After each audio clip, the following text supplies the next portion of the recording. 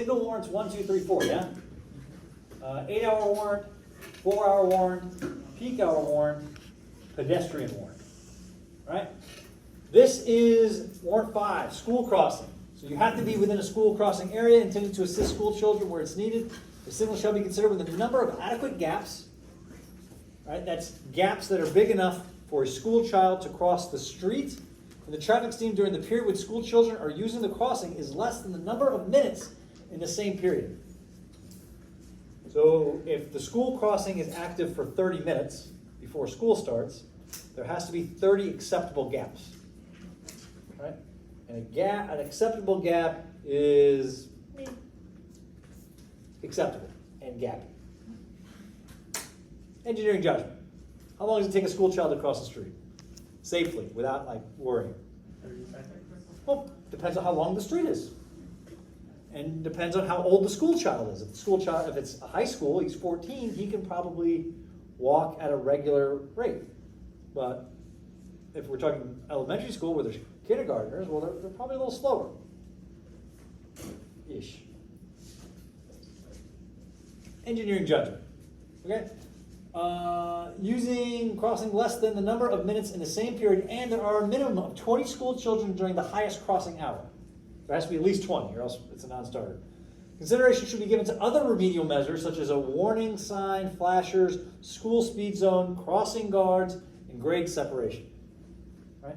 So look at all of these before you put in a signal just for school children. Right? Must be applied to locations where the nearest signal or stop sign is at least 300 feet away, unless the progression of traffic will not be impacted. What is the progression of traffic? The flow. Yeah, the green wave. I leave this one, I get to the next intersection, it turns green. I get to the next one as it turns green. All right, so if you're not impacting that, then you can put in the signal. Okay.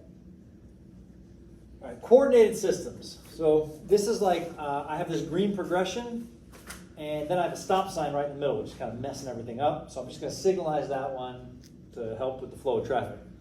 A progression of movement in a coordinated signal system sometimes necessitates installing a traffic signal at an intersection where it wouldn't otherwise be justified. The need for control shall be considered one of the following is met.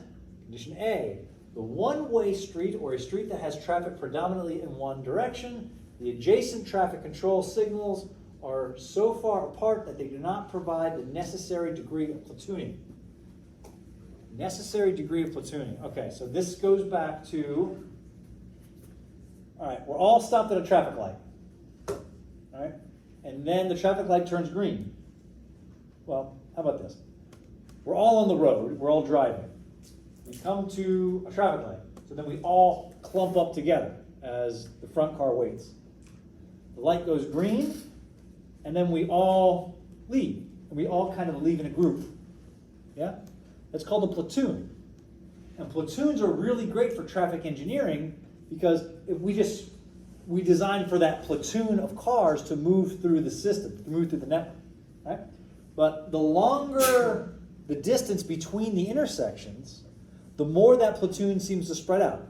Some people want to go fast, some people want to go slow, some people are lost, some people are looking for gas stations or whatever. So it tends to spread out. So the longer the gap between the intersections, the more of this elongation of the platoon, the platoon dispenses.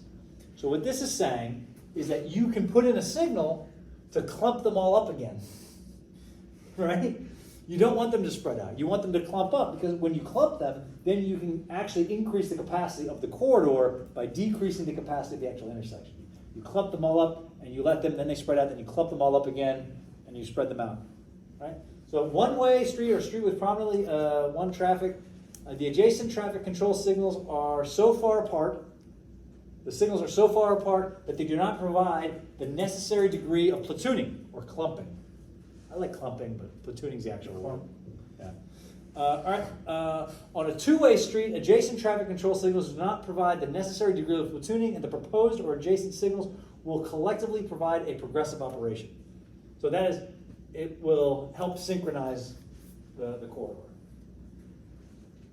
Okay. Crash experience. Okay. Intended when the severity and frequency of crashes is the predominant reason for signalization, the following must be met. An adequate trial of an alternative with satisfactory observations and enforcement has failed. So maybe it's a two-way stop, and there's some geometric design problem that prevents vehicles from being seen. So what do? Advanced signalization, advanced warning signs. You might move the stop bar, right? You might restripe it. You could try a different channelization device. You can try like putting in a pedestrian island or something to try to move those right turners better. You try something. This one's interesting because also enhanced enforcement. You reach out to the police department and you say, hey, we have a problem here because people are running the stop sign. Can you put an officer out there and enhance the enforcement here so that we can prevent people from running the stop sign and killing each other? Right? So with adequate trials of observation. All right. So if there are 5 or more personal injury, property damage only crashes of the type susceptible to correction by a signal have occurred within 12 months. 5 correctable crashes within 5 months. That's what that's saying. What is a correctable crash? Like an avoidable crash? Yeah. Well, correctable by the signal. So not DUI related. Yeah, not DUI related. Not stolen car vehicle. So is pursuit. someone just like Reckless running driving. the stop sign considered a correctable? Yeah, kind of. So like if someone's actively trying to, like, If you have a DUI crash, that's not correctable by signal. You know? It's not. But if you have like a non-DUI crash T-bone, right? Or a rear end, the signal's not going to fix your rear end crash problems. It's just not. It's not what it's designed to do. Okay? It's gonna correct your right angle crossing conflict movements. Right? That's what a signal does. But it doesn't work on drugs. It doesn't work if you're high on crystal meth. Does it work on pedestrians? Yeah, it kind of helps pedestrians. So maybe might be able to consider you. With a stretch, you can consider pedestrians. But you have to have 5 crashes within 12 months. Also, the volumes must meet 80% requirement of Warrant 1 or Warrant 4.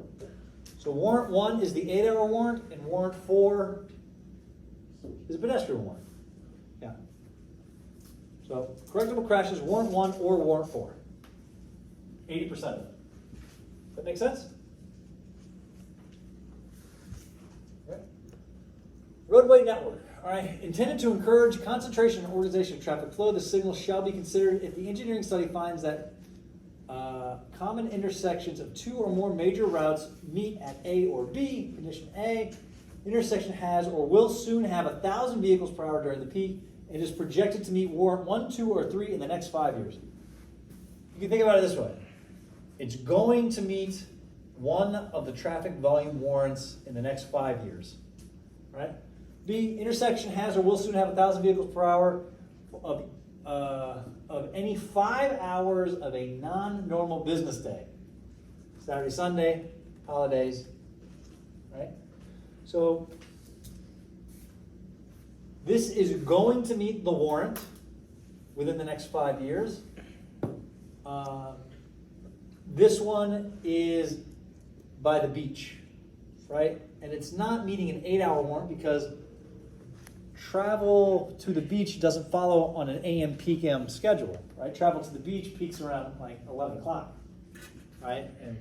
And wanes around, I don't know, 4 o'clock, right? It doesn't follow that typical schedule, right? So A, B, a major route shall meet at least one of the following conditions. Part of the street highway system that is reserved for principal road network, so like arterial, rural suburban highway outside entering or traversing a city, a major route that is an official plan, major street plan, or transportation study. That pretty much counters, like, that's like all roads that aren't local roads. So that's kind of like just blah. Because how many roads don't have a transportation study? A majority of them? Well, your local roads, which is the majority of your roads, Your main but not roads. really. You're not signalizing your local roads, right? So, yeah, projected. will have in the next 5 years, Warrant 1, 2, or 3, or is kind of like this off. It's the destination is not. You're not driving to work. You're driving to like the beach, or you're driving to a park or something, or the shopping mall, like the new of LPGA. What's that? Outlets. Yeah, outlets, or they got the Sam's Squinch there. Sam's Club? Yeah. You guys don't call it the Sam's Squinch? What is that? The what? Sam's Squinch. What does that mean? I like it, but I don't know what you're talking about. Hey, who watches Trailer Park Boys? Oh boy. The Sam Squinch. I've actually never heard them say that. It's one of them. I want to call it Butters, not Butters. Bubbles. Bubbles, yeah. Bubbles is worried about the Sasquatch. But he doesn't know how to pronounce Sasquatch, so he calls him the Sam Squinch. So, in our house, Sam's Club is called the Sam Squinch. That's funny. It is funny, but it's only funny to the two people. Yeah, extremely inside joke. Yeah. However, Older that's person. an older person thing. So you and I should be like, right, like we're separated. Like, My brother watched it, I never did. how old's your brother? He's 28, 29. Nah, we're still pretty far. It's that generation. That generation. Oh man. So you make up the Tide Pod generation, and we're the millennials. Tide Pod generation. What's that? I think I'd fit in that category. You're the Tide Podders. Yeah. I think those are Zoomers. Zoomers. Yeah. Is that what they call them? Yeah. Generation Z. Not Zoomers. They're Zoomers. You're the Tide Pod generation, and you'll never live down the Tide Pod thing. They look like candy. You're not making a I'm very just good saying, point. they look Yeah. like candy. Guess what? Rat poison looks like candy. I don't eat it. I'm not supposed to know if it's not candy if you don't get it. You can read the warning label. Okay, Tide Pods don't have warning labels on Yeah, Your they- generation Box still does. smokes them. The box cigarettes. does, but you don't get Was that? Your generation still smokes cigarettes. Hey, so sure. I love cigarettes. Cigarettes are delicious. They're living jet skis. When was the last time you smoked a cigarette? Never, because I'm See, smarter you don't than know. You can't talk smack. Our generation is. Cigarettes are. You want everyone smokes cigarettes? It gives them cancer. They don't care because they're delicious. I don't smoke Here for a I'm good smoking time. tunnels. Here for a good time. Are you being sarcastic? No, cigarettes are delicious. Yeah, they're supposed to. I'm sure they are, but Look, there's a reason people are deathly addicted to them, and it's not because they taste bad. It's just the nicotine. Yeah, it's because there's an addictive But substance. but people do that. which makes you think that they're delicious. Yeah, but people do that with vape too. They add nicotine to that as well. Bruh, Wait, why would you ever vape? we have 4 minutes. Like talking about nicotine is a delicious wonderful drug. cigarettes. People. Come on, man. Yo, Not that you should use it. No argument back here. I'm waiting for the fun. There's no but. okay. Everyone knows it gives you cancer. Well, what's It's delicious just some people, about they Warrant taste so good, 9? some people don't care. Yeah. And you know what? Let 'em. If you want to smoke cigarettes, smoke them. Smoke them if you got them. Why shame them? They know they get cancer. And they smell bad. And it destroys your teeth. In public, though, I can't agree with that. Because you can't affect anybody else. In a building, yeah, but like outside. Secondhand smoke isn't hurting. That's garbage. Just on face value, that's good. Because you cross paths with one person one time. What about because you're cancer. young kids, like public transport? I used to sit on my dad's lap while he smoked cigarettes. Right. Well, that was his prerogative. Well, it was the '80s. What do you want? Yeah, true. That's when all the boomers were. No, my father eating thought rat it'd be poison. so. My father used to ash in a Coke can, and was hilarious to him when we would ask if we could have some of his Coke. He'd say, "Absolutely." Oh no. Oh yeah. It's like people. He thought that was the funniest thing. It's like people with like dip in like the bottles. And Oh. yeah. Sweet tea. Wait, what? You want some Sweet tea. Oh no. It's disgusting. That's literally the same premise, though. Yeah, except one's ash and one is your spit. One is ash mixed in with a little bit of Coke at the bottom of a can, and the other is literally someone's Backwash, like don't forget the backwash. tobacco. Oh yeah, I love backwash. I was comparing to second hand. Oh, drinking dip is nothing like something. You know what the new version of that is? Hitting a burnt coil. Hey, what? Hitting a burnt coil. Burnt what? Ah. Vape? Yep. Vaping. Never got to vape. I'm guessing that means you're vaping metal at that point. Basically. What's wrong with You're that? like the I don't do it. I don't know. Does it work? No. Oh. Does it get you a kick or? Yeah, I mean, what are we talking about here? Is this somebody to try? The fucking chinner up there. Oh, God. what a great. Look, there's a reason why people smoke cigarettes, and it's not because they don't taste good. Okay. Oh, yeah, Please. forgot, camera. Dr. Park, Yes, I sir. have a new suggestion for the study abroad program that Ryland's heading. Yes, Rylan, how are we doing on that? Oh. I have a wonderful location that might help. Cuba. I would love to go to Cuba. That's what I said. I'm down to go to Cuba. I'm down for Cuban Libres and cigars. There you Hey, go. cool looking for days. I'm down for Cuban Libres and cigars all day. And we'll play some dominoes. So I grew up in South Florida. We gotta get through this. I grew up in South Florida, right? And my grandparents lived in Hialeah, which is a predominantly Cuban neighborhood. And grew up there. My best friend lived there. And we would go down the street, and all the old Cuban men, just straight white wife beaters, playing dominoes, drinking Cuban coffee, and smoking cigars. And didn't speak a word of English, but you know, the grandkids are on the block, and that's how I spent my summers. And the Cuban grandfathers give me change for the ice cream man. That's what I remember. So I want to go to Cuba. And I want dominoes and cigars and wife beaters. That's not what they're called. They're called tank tops, right? No, they're called white beaters. I said that the first time without even thinking about it. That's not what they're called. At At least for We're in older America. people, maybe like What do you guys call it? They're called wife beaters in America. They're called white beaters, right? Wait. It's not. That's what they were. Okay, so that's the slang for them. They're like tank tops. Yeah, these. Yeah.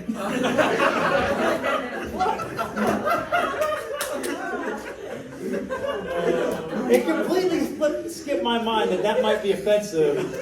Well, that's what it's called. Slang. It is offensive, though. Yeah. Of course. Yeah. But during that generation, that's what it was referred to. No, that's my generation. I don't refer to anything but that. Well, that's what It literally did not cross my mind that would be offensive. But now that I'm on I camera, think it's funny. You've been buried yourself. Let's just go. let's just keep on going. Okay. Maybe not upload this. Warrant 9. Yes, upload it, please. Okay, Warrant 9 is for near grade crossings. Applied when there are no other warrant is met, but a stop or yield control intersection is closely located to a grade crossing. So you can upgrade a stop or yield sign to a signal in the presence of a grade crossing. Applied after adequate trials of alternative measures have failed. All right, if you provide additional pavement so vehicles can clear the tracks with an evasive maneuver, and after repassing.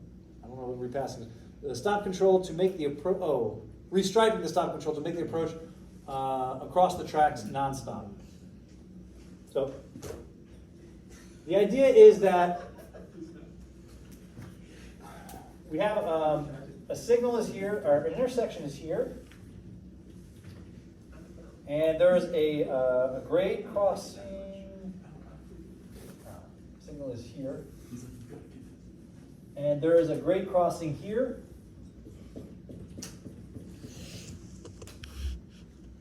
Right? And the idea is that there's I'm sorry, what's a grade crossing again? Like a railroad track? railroad track. Oh, so something that slows down the traffic to a degree when you have to go over it? There you go. Yeah. Oh, wow. So that's not what I want. I want this. Stop bar. All right, there's some kind of stop sign up here, and cars are backing up here. So you can turn this stop sign into a traffic signal, but Car number provide 4. additional pavement. That instead of 1 lane, you go to 2 lanes. Car number 4 is about to get a free engine block swap. Yeah. yeah, they'll die. So increase the pavement width so that this queue isn't as long and doesn't reach the rail. Or try to do this way. Try to move the stop bar here and have this be two-way stop control for the stop signs here. Right? And that way you don't have this issue. So you have to try these things if you can. Only applied after adequate trials, alternative measures have failed. Namely, try these two things. And if that's not going to work for whatever reason, all right, the warrant is met if both of the following. The grade crossing is located within 140 feet of the stop or yield control intersection during the highest volume hour that has rail traffic. The plotted point fall below the line in the curve. Here are the curves, all right? We'll get there. Okay, here are the plotted points of the curve, okay? Major street, total approach vehicles per hour along here. Minor street, crossing or equivalent there, okay? D is the distance from the rail to the stop bar. So here's the stop bar. This is D. Yeah? So total of both approaches, minor street volume, D is the curve you gotta look for. That's the distance defined here. All right? Well.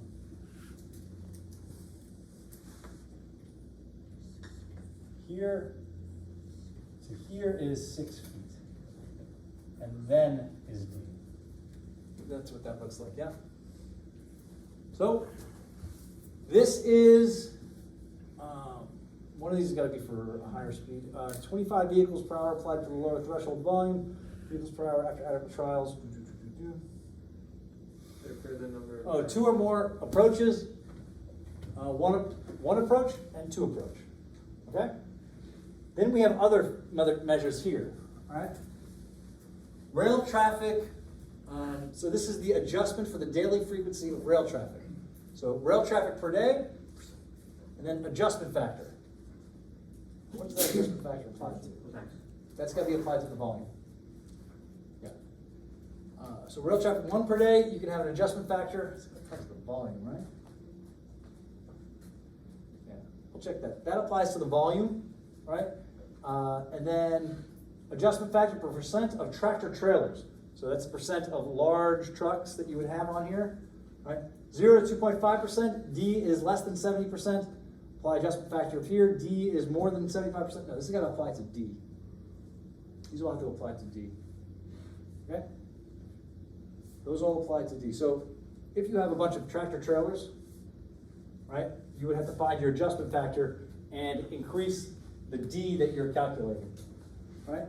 And the high occupancy vehicle buses on the minor street approach, and these are the adjustment factors. I'll have to double check that. It's been a while. But, so if you have a grade crossing and you think you want to install an intersection, you'll have to go investigate this in the signal warrants. Okay? All right, example. The total volume of both approaches combined on the major street, 2 lanes in each direction, is 1,030 vehicles per hour.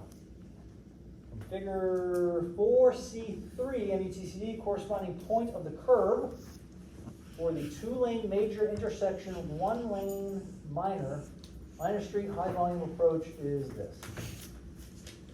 Whatever that means. Let's deconstruct that.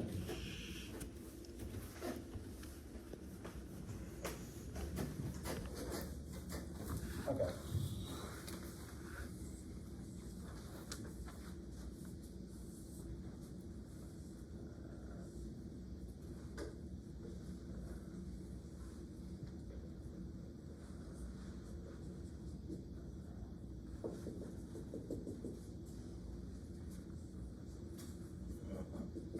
Okay? So let's deconstruct this. We have a diagram. All right, the total volume, both approaches combined on the major street, 2 lanes in each direction. So this is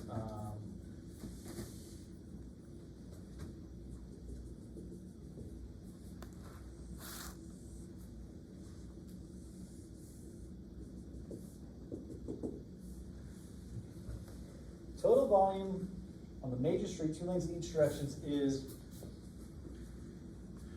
1030. Total. Okay? The corresponding point of the curve for the 2-lane major intersection with a 1-lane minor road. The minor street high volume approach is, let's just say that it is 280. Okay? This is figure 4C-3, which is a warrant. It's probably this one. Yeah,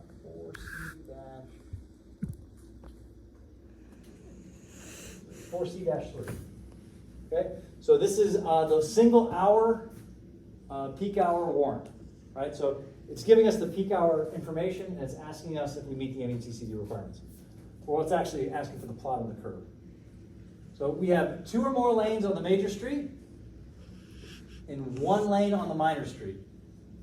So if I could actually reach that, would be set, or if I had a pointer, would be this curve here, right? And then we're at 1030, which is major street is here, and the minor street is 280. And it looks like it's right on the curve, just about. Yeah? Do you agree? Jasper's like, I have no idea what you're looking at. That fine.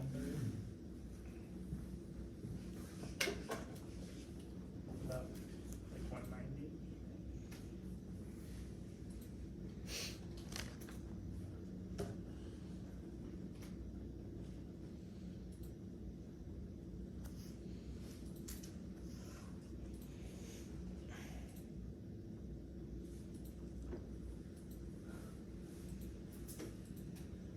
Okay.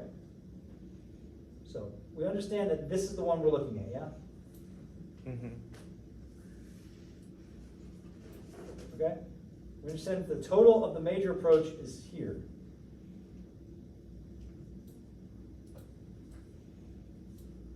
All right, and it said the minor approach was 280.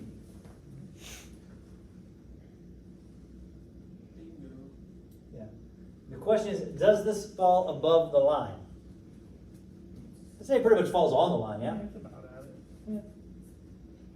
So, So the answer is no, it does not fall above the line. Falls on the line. What's an acceptable test answer? I think if it's like, I think if it's like over, like it's obvious, but like it's like, I'd say no. if I had to defend this in court, I could go either way. Depends on how much you pay me an hour, but yeah, I'd go either way. Are we gonna have to interpolate that? However, we have to understand more about what this warrant, what the intent of this warrant is, right? What is the intent of the single hour warrant? Unusual circumstances where there's like shift workers or something, or it's by a major plant. You've got to err on the side of cost savings. Yeah, I mean, I probably would. But remember, you know, this is an unusual situation.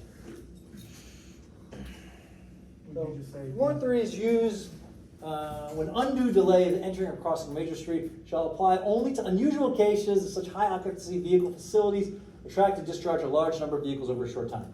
So, being a civil engineer for the Navy, if you have a Navy base, this warrant could prevail, right?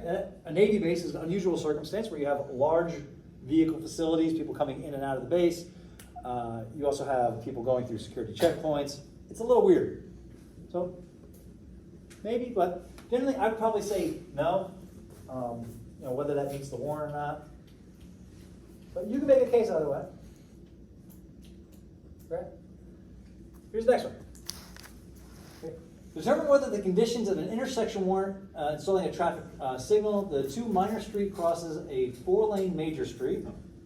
If the traffic conditions are given, determine whether installing a traffic signal at this intersection is warranted. Okay.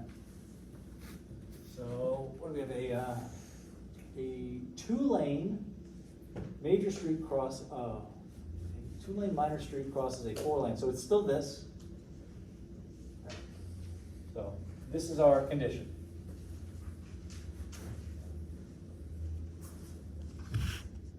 That's our condition. All right. 1. Traffic volume for each 8 hours of an average day in both directions are 400 vehicles per hour. So this is 400 vehicles per hour. The higher volume minor street approach is 100 vehicles. Okay? So for each of 8 hours. Okay? So that means check warrant 1. Okay? So it didn't say anything about speed, so we'll stay here. 2-lane major, 1-lane minor, 100% is 600 vehicles and 150 vehicles. Negative. We did not meet warrant 1A. Here, 900 vehicles and 75 vehicles. We did not meet warrant 1B. What about a combination? Used for B, subscript B, used for a combination of A and B after adequate trials of remedial measures. So B, we're here at 480 and 120, which we're not making. B, we're here at 720 and 60, which we're not making. But based off the first scenario, we don't meet the 8-hour warrant.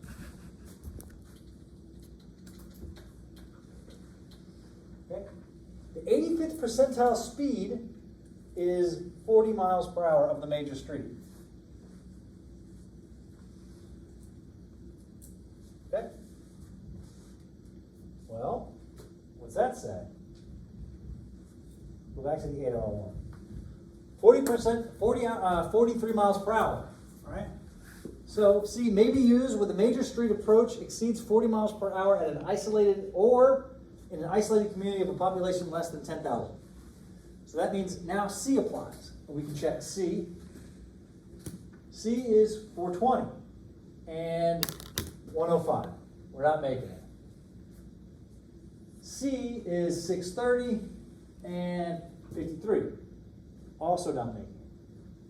However, maybe using D, maybe using combination of A and B after adequate trials of other remedial measures when the major street speed exceeds 40 miles per hour. So as a combination of A and B, we can use this one. And here, we're at 336, we covered the mark, yeah? And here we're at 84, we covered the mark. We meet that one. And here we do not, and here doesn't matter. So,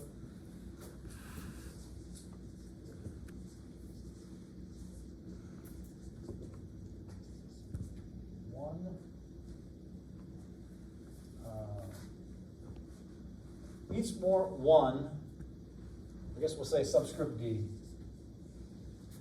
for 43 miles per hour.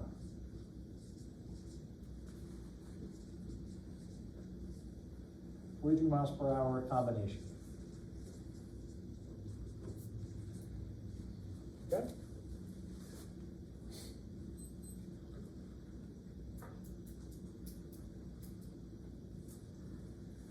Third, pedestrian volume crossing the major street during the average day is 200 vehicles per hour during the peak pedestrian period, 2 hours in the morning and 2 hours in the afternoon.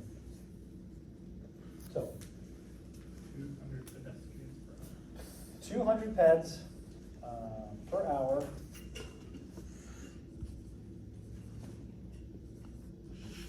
This is my crosswalk.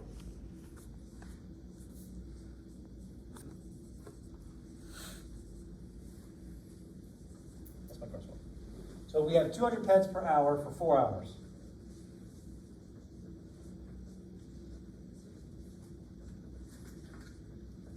Peds per hour for 4 hours, right? So warrant 4, we have to check. Condition A, for any 4 hours, the plotted points represent the vehicles per hour on the major street and the pedestrians per hour crossing the major street fall above the curve, or condition B for 1 hour. Check those two.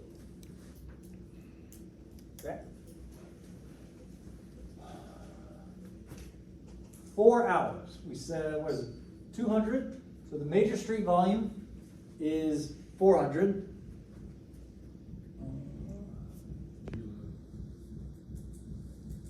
This one is 70% factor.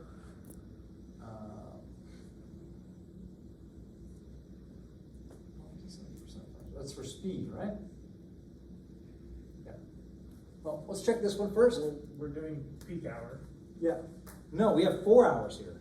I thought it was a. Peak period is 2 hours in the morning and 2 hours in the afternoon.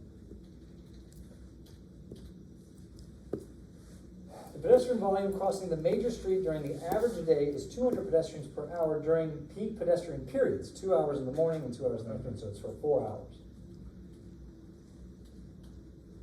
Okay? Condition A for 4 hours, condition B for 1 hour. Yeah.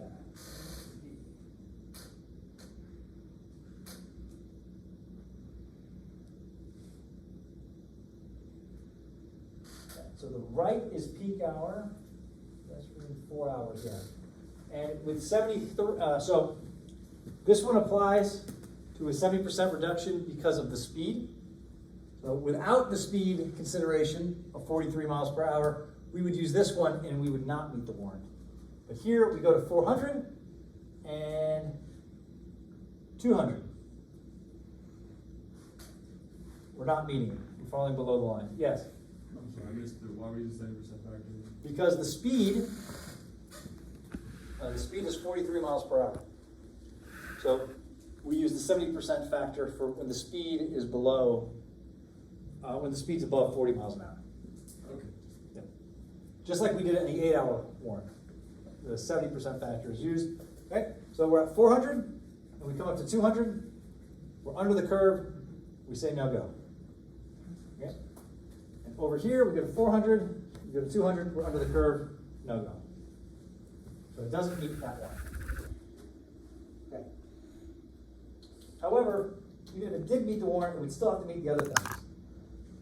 The number of gaps per hour in the traffic stream for pedestrians during the crossing peak period is 52, which is less than the number of minutes, and the nearest traffic signal is 450 feet away. Yeah. Yeah. Oh. Yeah. Nope, we're not meeting it. So also has to, it's more than 350 feet away, which is fine, but it doesn't matter because we're not meeting the warrant anyway. So we meet the one warrant. Okay. Sound good? Yes. Can you go back to the problem? Yes. For number 4, the gaps per hour, how is that related to the pedestrians? So I think you have to have the number of acceptable hours is, so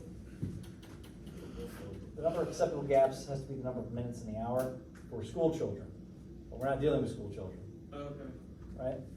Pedestrian volume, condition A for any 4 hours of points above the pedestrian crossing for 1 hour plot of pedestrians.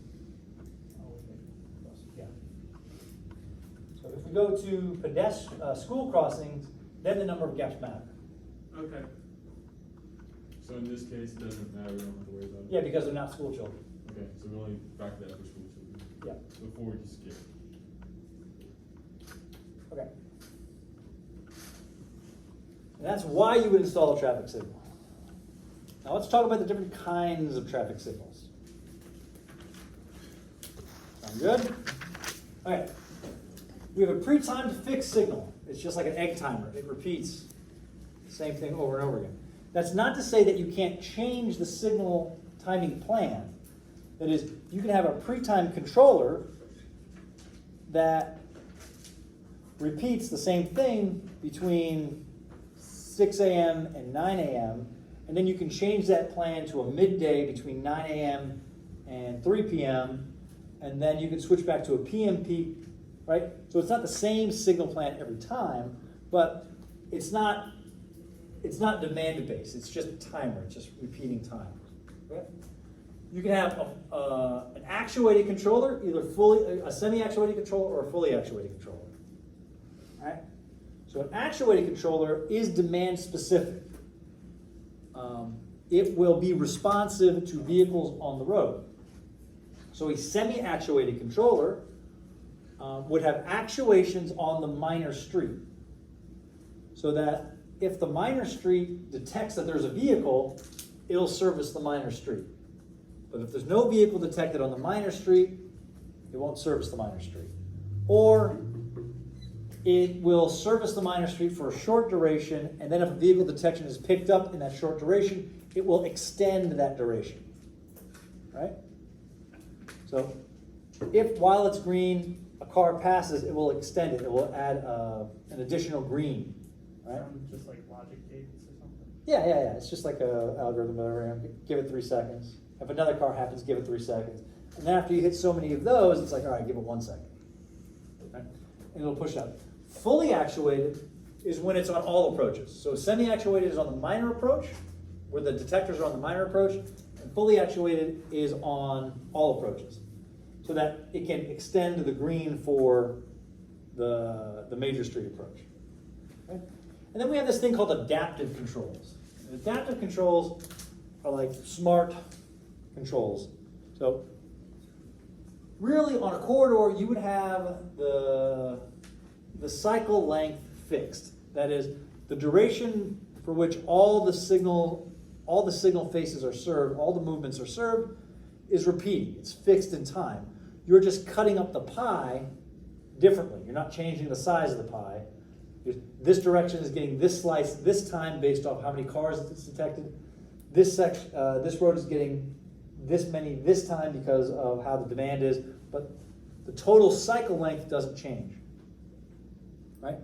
The reason why we don't like to change the cycle length is because if we have neighboring signals, if we're going to get any kind of progression through the corridor, they have to have the same cycle length, or integer multiples of the same cycle length, right? So if this one's at a minute, then this one has to be at a minute. So by the time these vehicles get here, they're in phase with each other and they can keep on going. Or if this one's a minute, this one could be 2 minutes, right? And every other time, it'll match up. Okay. So adaptive controls are sensor-based, and they will change the cycle length dynamically across an entire corridor or across an entire network. Right? And these are like smart controllers. Right now, they're pretty expensive. Most municipalities don't use them. Most signal intersections in the U.S. today are kind of either semi-actuated or fully actuated kind of sensors. Those are kind of like the modern ones that you're most used to seeing. Okay. The objective of the timing plan is to reduce the average delay for all vehicles and the probability of crashes. Intersections reduce crashes by assigning right-of-way to conflicting traffic streams at different times. So it's addressing the conflict points by separating vehicles in time, right? They have to occupy the same space because they're meeting. It's an intersection. At-grade intersections meet at the same grade, right? So we have to separate them in time because we can't separate them in space. Most efficient intersections have the fewest phases. What is a phase? The time when the light's green? Yep, time when the light's green, right? That's a phase. If I have 2 phases, so these guys and these guys go with permissive left turns, and then this group and this group go with permissive left turns. It's a 2-phase, right? I must have at least 2 phases. 2 phases is the most efficient. It is also more dangerous because you're having these permissive movements, right? Safest intersections have the fewest conflict points, i.e. they have more phases. A 4-phase signal would be like, these people go lefts, then they go throughs, then these people go lefts, and then they go throughs. It's a 4-phase signal, right? But each time you change phases, you're introducing a yellow and an all red time, right, which is inefficient. If you just have 2 phases, well, you only have 2 yellows and all reds to worry about. If you have 3 phases, you have 3 yellows and all reds to worry about. If you have 4 phases, 5, 6 phases, all of those introduce inefficiencies. However, they reduce the likelihood of crashes. Well, I should say that. They reduce the likelihood of some types of crashes. those types being more severe, right? It can actually increase the likelihood of a crash, but that'd be like a rear end crash and no one really cares. Not to say that we don't care, but that's not the goal. The goal is to make sure that you're alive. So we want to eliminate bad crashes, minor crashes, we're okay. Okay. So, we have two types of left turns. We have a protected left turn, where it gets its own green arrow, and we have a permissive left turn, where it's just a green light and you turn when you're allowed. Right? Interestingly, now we have a new permissive. It's this flashing yellow, right? The flashing yellow arrow. You guys have seen that, yeah? Yeah. Yeah. It's confusing.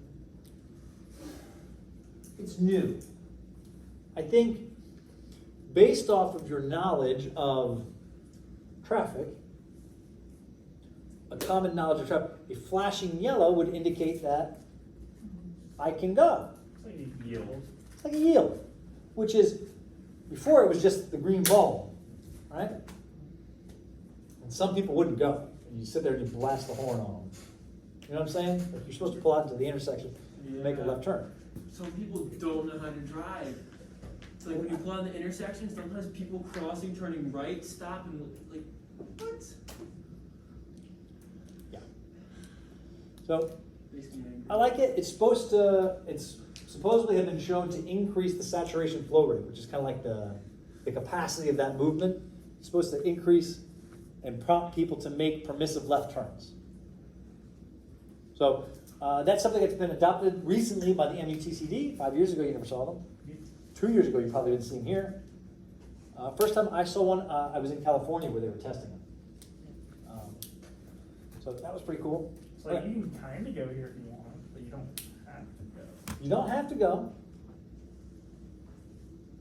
I guess even a green light, you don't have to go. I guess. Right? It's up to you. Red light, you can't go. Just assume if you can go, It's you just a will. suggestion. It's not a suggestion. Okay, so protected turns have a left turn arrow. Permissive turns are allowed. And then we have this thing that's called protective permissive. Right? Those are called lead lag phasing. Okay? What a lead lag phasing is,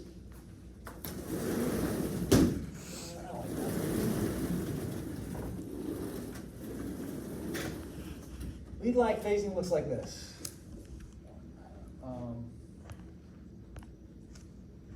We'll go here and here, and then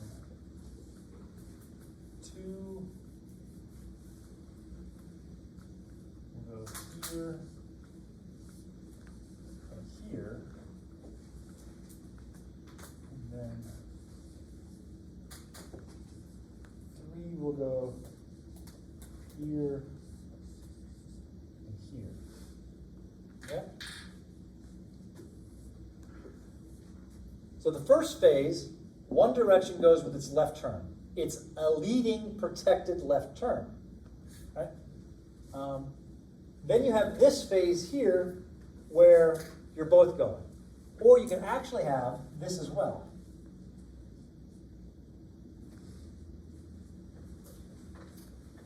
All right, what does this mean, this dottedness? Permissive. It's permissive. Yeah. This is protected. It's solid.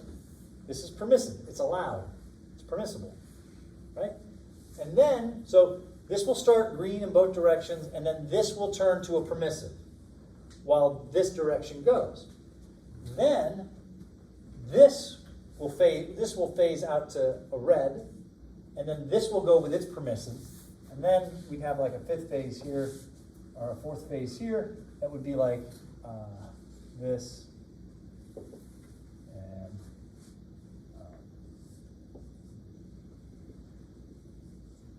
right? So this would be a 4-phase signal, right? You'd go this one, then this green arrow would turn to a yellow arrow, and then that yellow arrow would go away. And then you'd just be left with this permissive movement, and this movement going with also permissive, and then this green arrow would turn on. It's called lead lag because you're leading protected, and at the end of it, you're lagging in a protected. And this would be based off of a sensor. So this arrow wouldn't turn this way unless it would pick up the detection that you still needed it. Yeah? And that's kind of like a clever way to get around some phasing stuff. Is it true that traffic circles are necessarily more efficient when it comes to intersections? It depends. Is anyone stopping in the traffic circle? Usually there's like a yield sign. No. I mean, is there traffic backing up into the circle? If the answer is no, then yes, they're more efficient. If the answer is yes, then they're not as efficient. You also have to think about where it is, because there's only like one that I've ever been on before though. People know what they're doing. Yeah, it's also a cultural thing. Yeah, go ahead. What's that chart mean? This chart, okay. This is how you know whether you should or shouldn't protect your left turns. Okay? So,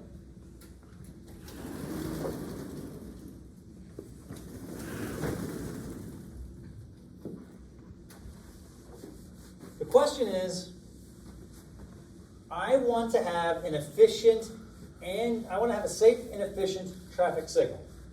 Yeah? Yes. I want to have a safe and efficient traffic signal. Seems reasonable request. Okay? An efficient traffic signal has fewer phases, which means an efficient traffic signal does not have protected left-hand turns. A safe traffic signal has more phases, which means to say that a safe traffic signal has protected left-hand turns. At what point is it reasonable to not, or to have and not have protected left-hand turns? This is like a suggestion. It's not like a rule. I mean, it's more like a guideline. Okay? But I have my intersection here.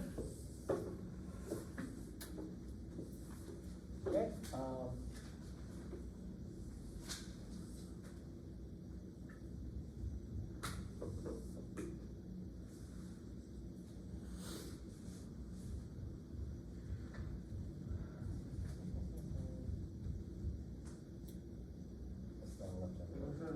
That one's left.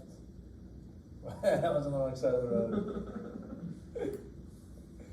Yeah.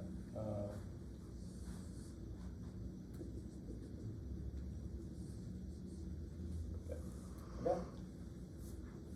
So, say I have 100 cars coming in this lane and 120 cars coming in this lane, and I have 50 cars turning here, and then I have 110 cars turning here, and then I have 65 cars turning here, and I have 75 cars turning here. Okay? So, number of through lanes. That's these. So here I have 2 through lanes. Okay? The crossing product would be these 110 cars are going to cross in front of these 220 cars, right? Yes. Okay? If that number is higher than 2 through lanes, 90,000, I should probably think about putting in a protected left-hand turn.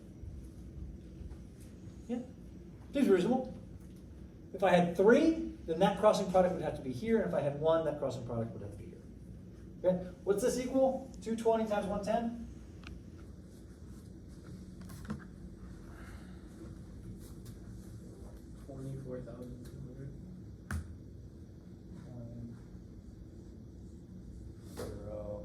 It's 22,000 plus another, what, 10%? 24. Yeah, 24,000? 24,200. 24,200 more than 90,000? No. Then you probably just let this be permissive. Good? Yeah, we'll get there in a second. Okay. Question, Yes. does that change if you don't have a left turn lane? Does that change if you don't have a left turn lane? If you don't have a left turn lane, you're really limiting the phases that you can do. You could do, if you don't have a left turn lane,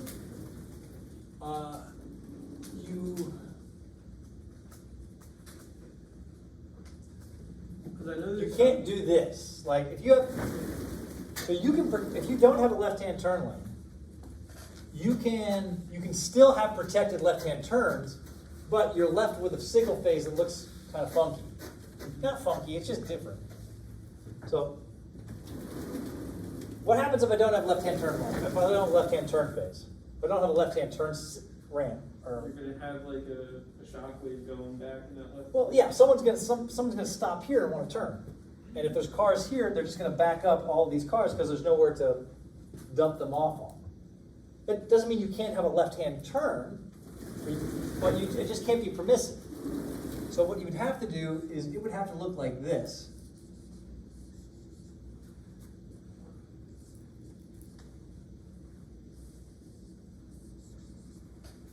Right? You'd have to stop these vehicles to let all of these vehicles go. And if anyone wanted to turn left, they could because these people are stopped. You couldn't have permissive at all. Right? And then you would go into your other phases. But it would have to be like this. Right? You couldn't have a permissive phase because the permissive phase would likely cause this backup that we're talking about. A permissive phase would cause this, but protected through and left together, then protected through and left together gets rid of that problem.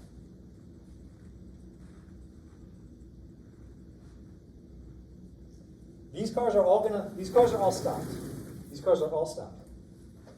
And they want to go. So if I stop all of these cars can go and people can turn left all at the same time whenever they need to, right? Every other one can turn or whatever, right? If these cars are allowed to go at the same time, and I'm also permitting these guys permissive movements, they'll stop here and wait. And that decreases my capacity by half. One car will decrease my capacity of the segment by half, right? So I can't have that. So I can't have permissive movements. I can only have protective movements, like that. Or I can think about installing a left-hand turn pocket. Right? And it has to look like that. Okay? So when it comes to phasing, when it comes to setting up, what goes together, it takes, there's a skill to it, right? It's not exactly 100%, like it's gonna be this every time. You have to have an understanding for what traffic around it is doing, what people, the local expectations are, what kind of controller you're dealing with, and what are its capabilities, what level of actuation you have, things like that. So what we're going to say is for us, you can have only a couple different phases to choose from. Like you can have something that looks like this. Let's just say you can have this one. And this one. And then you would have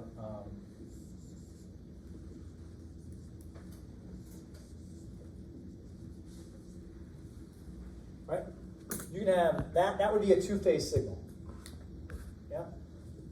So all of your signal designs, for at least the basic introductory stuff that we're talking about in this class, all of your signal designs will look like this. Unless we need to protect one of these. In which case, it will look like this.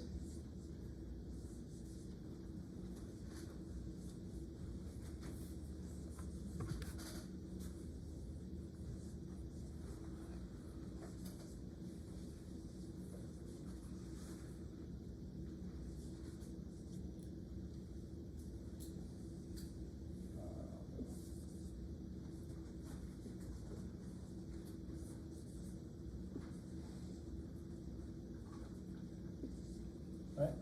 This would be a three-phase signal. So it's a two-phase signal or a three-phase signal where one of them needs to be protected. Or we can have a four-phase signal. Right? A four-phase signal would be here, here, here, here,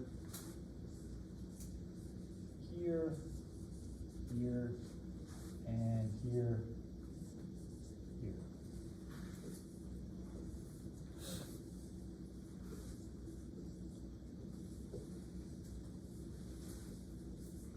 Right? So for the design that we're going to do in this class, you'll have to choose, based off of this table, whether you have a two-phase signal, or you should have a three-phase signal, or a four-phase signal. And we can see how this could be, how this three-phase doesn't exactly look like this. This could be permissive, and this left turn could be protected. Doesn't matter. It's just depending on the direction. Good? All right. So, let's talk about lost time. Okay? What are some opportunities for loss in our green time?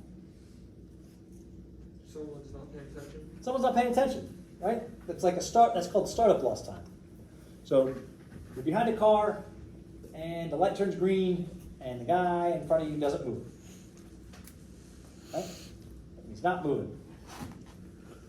That's startup lost time.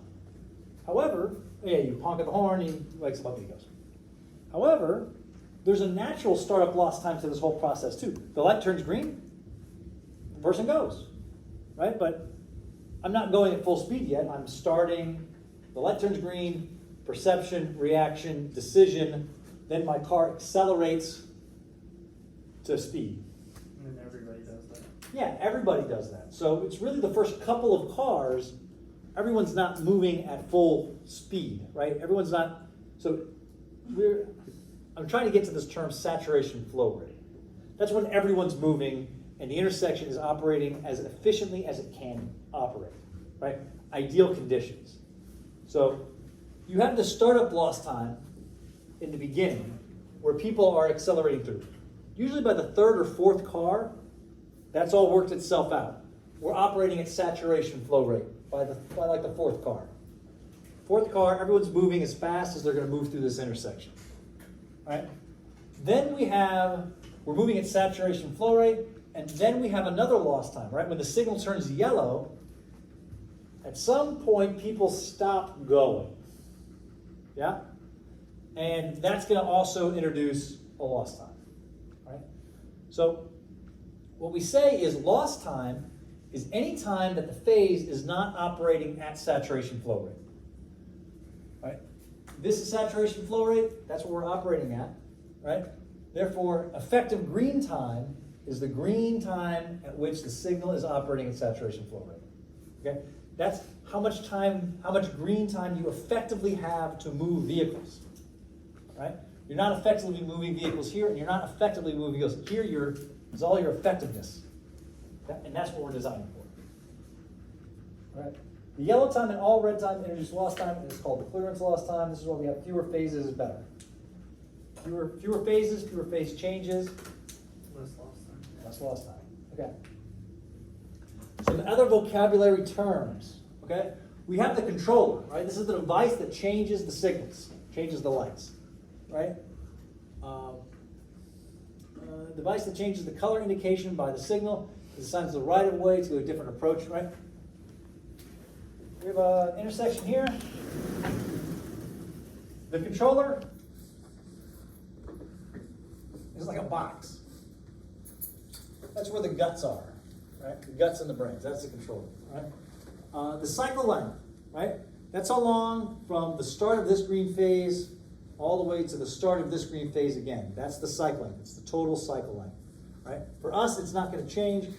Adaptive controllers, it changes, or it can change on a schedule. You have one for AM, one for PM, one for non-PM. But for us, cycle length is fixed, which is not always true, but predominantly for what we're trying to do, right?